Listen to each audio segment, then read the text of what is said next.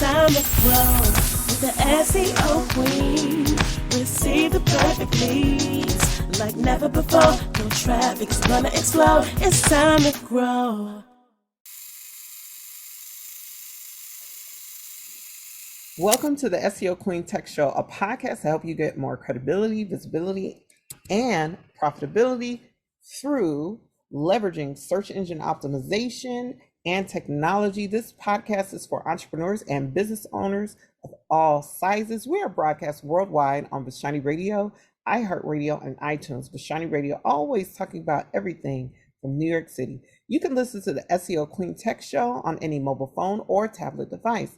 Please follow us online at SEOqueen.com and all social networks at the SEO Queen. Make sure you pull out your phones if you're not already on your phone and follow us on Instagram at the SEO Queen. So my next guest is the founder and CEO of LiveLiveEntertainment.com, and I'm really excited to be interviewing this mover and shaker that is making a splash in Orange County, California, with some phenomenal events, community building, and much, much more. So I would like to present to some and introduce to others, none other than Reverend Thomas. How are you? I'm doing good today. How are you? I'm doing fantastic. So thank you so much for asking. So tell me, how did you start your entrepreneurship journey? Well, I first started in Germany. I was over there in the army, and I decided to give me a piece of stereo equipment.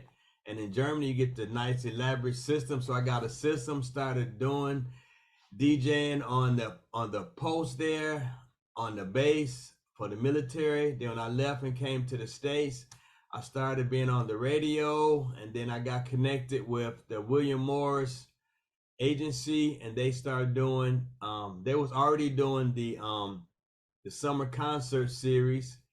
And so I got involved with the summer concert series and started picking up artists and taking them to the airport. Got connected with a lot of artists and befriended them. They befriended me. So I started finding out that they was having issues with getting paid, being on the road all those months and years, and come home, don't have no money. So I started doing concerts directly with the artists, paying the artists directly. And that just evolved into me producing my own events. I did a radio show, and they picked it up. They liked it for 3 or 4 years. They picked it up again and syndicated it. Then they put me on a Soul Train musical show, and I started doing gospel Soul Train. They liked that. It just evolved into producing my own entertainment events. Oh, okay, that's awesome. So, the entertainment industry is definitely going through a lot of shifts. What are 3 opportunities that you see in the entertainment industry for independent artists right now? The ability to get on stage with those national known artists and capture their audience. That's one opportunity. Another opportunity is, if this is what I see a lot of independent artists is lacking, is a fan base. You build up your fan base doing more and more local shows. You get your local fan base, and then you can move on to the national artists. So that's another opportunity. And another opportunity I see is on Facebook, just putting your stuff out there on Facebook.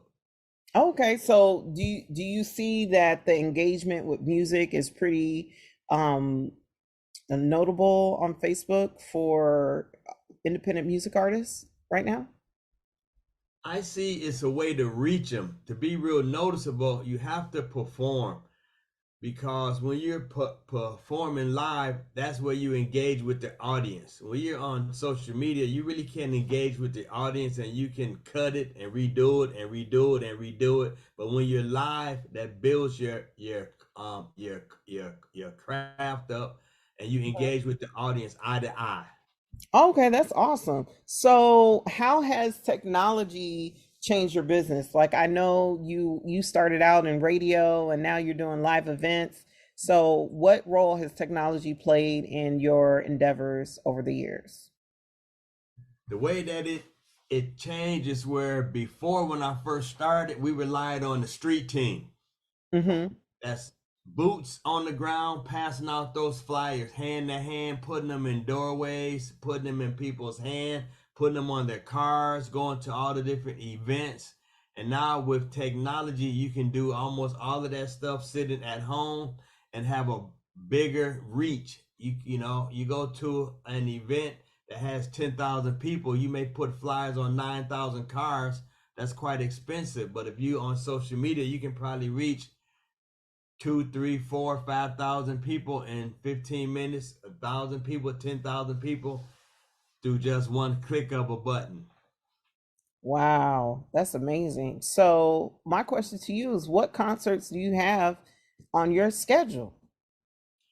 Well, my schedule I have coming up next week, I have Sons of the Temptations called Sons of Legends. We're raising money for our feeding program that feeds 2,000 people weekly.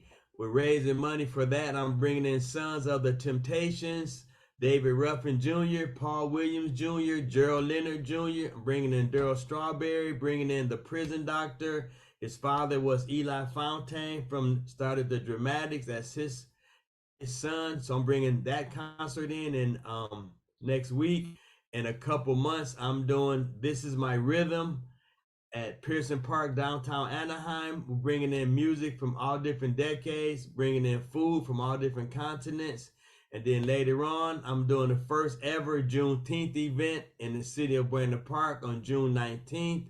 And then in August, I'm doing a tribute to Paul Williams, the one of the Temptations, the founder who committed suicide. Then in July, I'm doing an event with the mayor of the city of Anaheim, doing a 100 vendor, 2,500 back to school backpack giveaway. And then in October, I'm bringing in the Temptations, the Intruders, and the Manhattans all on one show in downtown Anaheim. And those are just a couple of them. There's many more, but those are some of the highlights. Okay, that's awesome. So my question to you is like, this concert that you're doing on Saturday, February 17th, it's, when we were talking before we went live to record the interview, you shared with me that the mayors of some mayors in Orange County are supporting this. So can you tell us a little bit more about the municipal involvement in the supporting of this feeding program and fundraiser that you're doing? I sure can. Thanks for that question. It's wonderful, wonderful. Yet in Orange County, in the city of Buena Park, they never ever celebrated Black history. The other cities like Anaheim and Santa Ana, they celebrate Black history.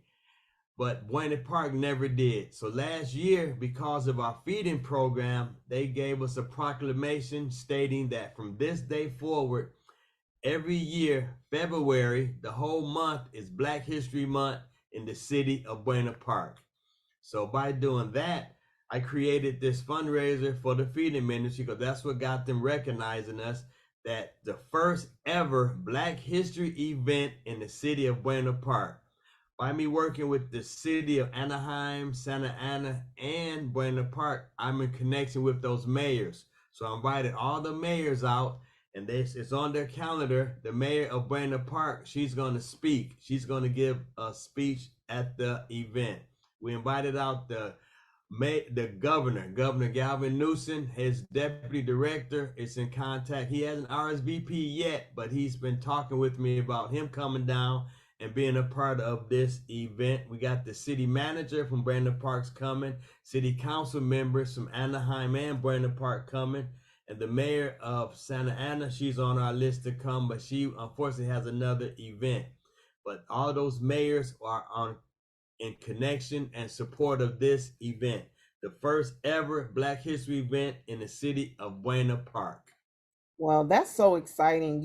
I have to tell you, as being born and raised in LA County in the city of Long Beach, I can tell you when we think about Orange County, we typically think about LA County doing the Black history better. But I'm just so grateful that Orange County is coming up a little bit higher. So tell me a little bit more about your feeding program, because this is just really exciting. Like, we do have a homeless crisis now. Food insecurity is definitely an issue. So how did this feeding program get started? Give me the details on this ministry. Okay, the feeding ministry, it started from my heart, because I was raised up in a community where we had enough food. Our neighbors was David Ruffin, Stevie Wonder. I'm from Detroit, Michigan, so we had enough food. But once I left home and started talking to other people, started realizing that everybody do not eat 3 meals a day. Everybody is not able to buy the food that they want to buy. So it just touched my heart to just find out how I can help. So in Buena Park, we walked the neighborhoods to let people know we're thinking about starting a feeding program and what did they think. So one of the comments that I got most often was that in their family, the one that works eats first, then the kids eat, and then the mom normally eat what food that she was scraping off the kids' plate that they did not want to eat. So I asked her, so are you saying that you ate the leftovers? She said, no, we never had enough for leftovers. So the only food that was left over for the mom to eat was the food that the kids did not want to eat. So my comment to her was, so you're eating trash, what they're throwing away. She didn't want to say yes, but teary-eyed, some of them did say yes. That touched me and that bothered me. So I decided to pray about it, see what God said. God led me into making sure that that lady had enough food to feed her family for the week and that she got a good meal at least one day of the week. So the Lord put on my heart to start our feeding ministry on Mondays at lunchtime when the husband is gone to work, when the kids is at school. So we feed from 12 o'clock to the last cars in line, sometime 4:30, 5 o'clock. But we feed on Mondays during lunchtime. So those ladies that come to get the food will go home, have enough food to feed their family for the week. And at least that day, she can fix a nice, healthy meal for herself and she can feed herself so she can take care of her family. Wow. Wow. I mean, I can tell you personally, I have been in situations where I didn't have a place to lay my head, but I always have food. Food was never an issue for me ever in life. And so this is just so devastating to hear that a mother's having to scrape the leftover food that the kids didn't want to eat. That wow. So when people are buying tickets to this concert, they're helping to fund food for people who are having a hard time. That is so true. I have one story. This story sticks out well, I really have two. I'm going to tell you two stories that really stick out of what the funding of this event is going to do. There was this guy. I said, hey man, I'm looking forward to find out, just to do a little testimony, the video of why you're here and what this ministry does for you. He was so excited, say, sure, Reverend Thomas, I'd love to tell people what you done for me. I'm like, okay, I'm thinking of feeding ministry. He's like, no, what you done for me. So I kind of humbled myself and said, oh, okay, share with us what I did for you. He said, you stopped me from going in the store stealing food. Not only stealing food, but stealing. Because I used to go to the store to steal food to eat. And by me doing that enhanced me to go in the stores just to steal. But now, while you're giving me enough food to eat, I do not go in the store and steal food. I haven't stolen nothing in almost a year. That's what you did for me with this program. That's one story. Another story was this lady, she has 7 kids. She come there to get food. And, I'm speaking to everybody as much as I can. This is when this first started, before it was 2,300 people.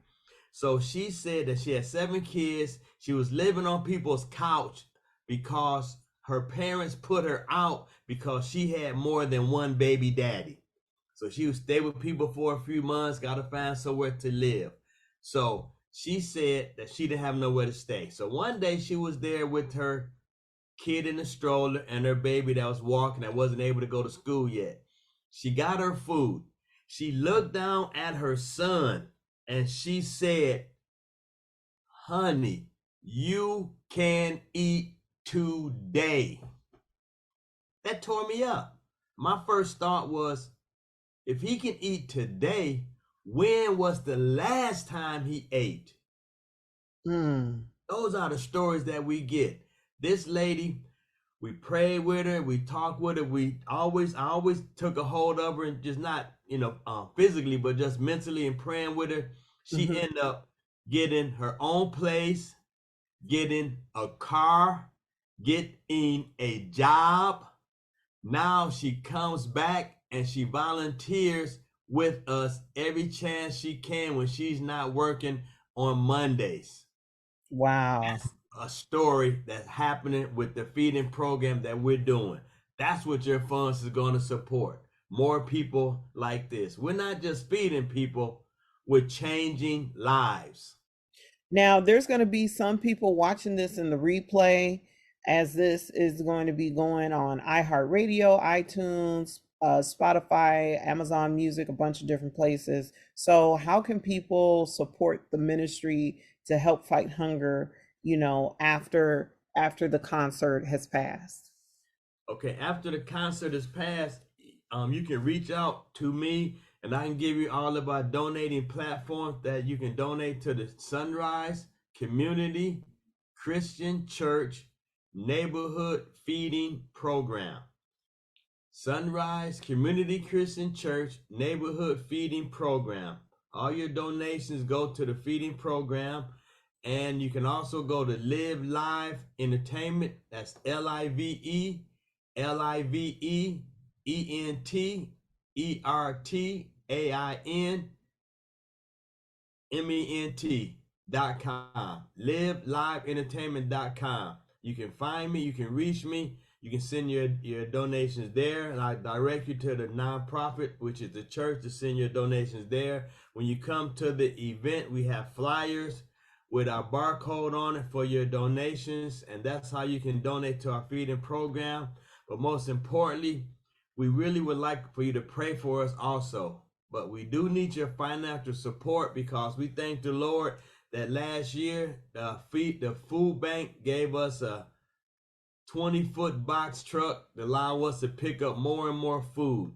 So we have a truck now to pick up more and more food. So that's awesome. Yes. So you're feeding 2,300 people a week? Every single Monday. We started feeding 31, and we have 20 to 40 new families every single week. And we only passed out flyers one time. 5 or 6 years ago, we passed out flyers that one time. Now it's word of mouth. 2,300 people. We give away backpacks, school supplies, toys. This year we gave away turkeys.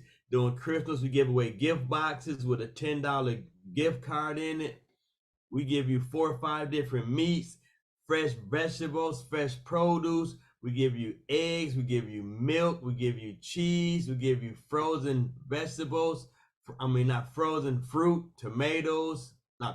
strawberries, cherries. Yes, we just really give you the food that you go in the store and it's right there. The same item, same packaging, same wrapping, and it's never a cost to anyone. We give you enough food to feed a family of 4 for at least 2 weeks.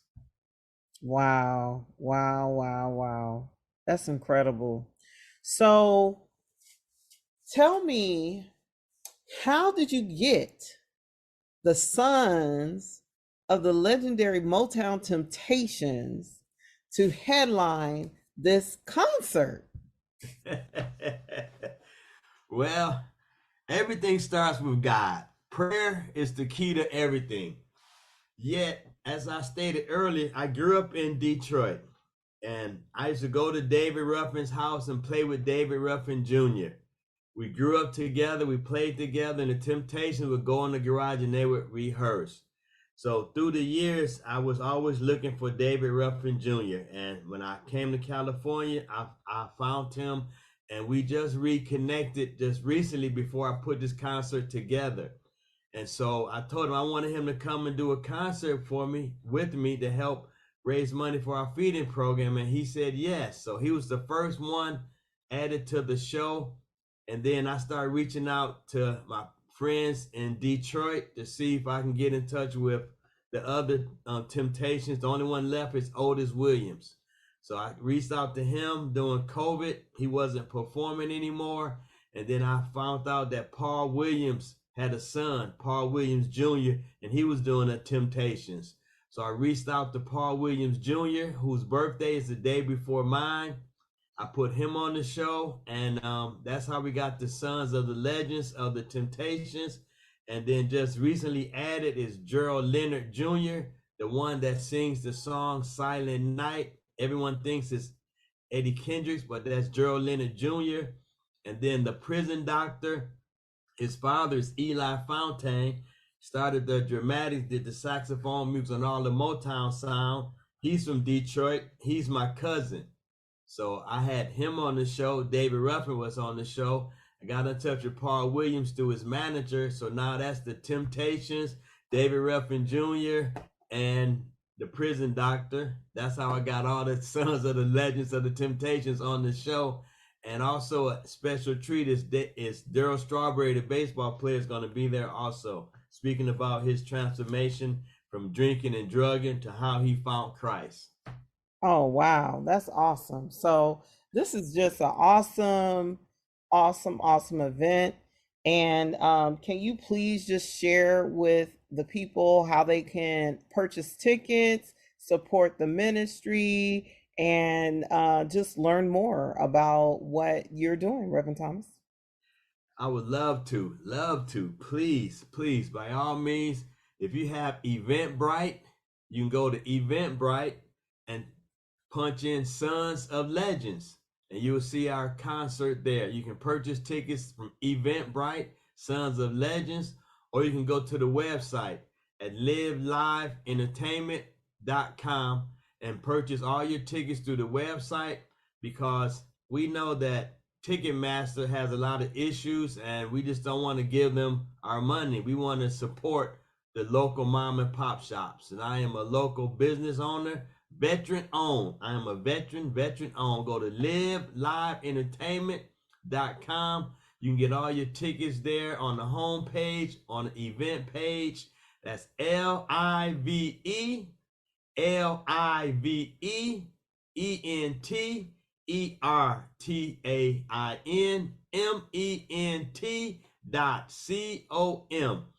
And you can find my Facebook, Instagram, Twitter, and YouTube pages from the website. Please go to the website, see what we're doing, look at our past stories. You can see a lot of the accolades that I got from the city officials for the work I'm doing in their city. We got stories to tell. And for those that know about Orange County, there was a school. This is a free nugget. There was a school that had a Confederate soldier as their mascot. Savannah High School, SAVANNA High School in Anaheim. You can look up Savannah High School mascot controversy, and you will see me and my two sons. We got that mascot changed. Confederate soldier mascot. We got it changed about 5 years ago, right here in Orange County. Yes, a school had a Confederate soldier as their mascot. We got it changed. And this is the stuff that we're doing in the world today. 5 years ago. 5 years ago. I think it was 2017, but it's all over the internet. Yes. Well, I'm just really grateful that you took the time to step by the SEO Queen Tech Show and speak with me. And before we sign off, I want to ask, because this is a tech show, I want to bring it back to the technology. I want to say, what are 3 things that you would recommend for business owners to do to leverage technology to grow their business? 3 things. 3 things I would say for you to leverage your business through technology. I really want to say 4 things. If that's okay, I want to say That's 4. okay. Go ahead. The first thing, hire Zhe Scott. That's first. That is first. I did not pay him to say that, but continue. You hire Zhe Scott first. The other 3 things, you're going to have to find out about your pictures. You got to find out about your taglines. You got to find out how to maneuver through social media. That could take years, months of getting it wrong before you got it right. It could take thousands of dollars to get it wrong before you learn you can spend hundreds. So therefore, we're busy. Let's go to these meetings. Let's go talk to these mayors and congressmen. Oh, and Senator Josh Newman is coming to the event. Let's go connect with people, build up our personal relationships, and let's leave this social media to the SEO queen, Zhe Scott, because she got it down packed. And let's do something else. I want to talk to the mayor. I want to meet the governor. I want to go tell somebody, get rid of that mascot. This social media, it's got my head spinning. Hire Zhe Scott. That's my 4 things. I'm sorry. All right, Reverend Thomas. I did not pay him to say that, but you're listening to the SEO Queen Tech Show. This is a podcast to help you get more credibility, visibility, and profitability through leveraging search engine optimization and technology. This podcast is for entrepreneurs and businesses of all sizes. We are broadcast worldwide on the Bashani Radio, iHeartRadio, and iTunes. Bashani Radio, always talking about everything from New York City. You can listen to the SEO Queen Tech Show on any mobile phone or tablet device. Please follow us online at SEOqueen.com and all social networks at the SEO Queen. And make sure you follow us on Instagram at the SEO Queen. Now, keep in mind, we do have some things coming up. Lady Z will be on the program for the Sons of Legends concerts. Lady Z just is fresh from performing 3 times in France. So you want to make sure that you catch Lady Z on the stage at Sons of Legends. In addition, you want to make sure you tap into the Algorithm Magazine. The Algorithm Magazine is thealgorithmmagazine.com. I'm not going to spell it because my sister's a little tired, but if you go there, you can purchase a copy, and it should be coming out very, very soon, mailed to you. We're in the final edit, and it will be out. And the SEO Queen is on the cover, and so you definitely want to check out the very detailed tutorial on SEO on how to get more traffic from search engines to your website. So in addition to the Sons of Legend concert, the Algorithm Magazine, you also want to make sure you tune in to the SEO Queen Tech Show. We're broadcast on Bashani Radio. We're really excited about working with the Bashani Radio and keeping it going in 2024. Now, the SEO Queen Tech Show is celebrating, we celebrating 7 years of podcasting. Amen. So God is good. We're really excited, and stay tuned for more great content. Thank you so much. And until next time.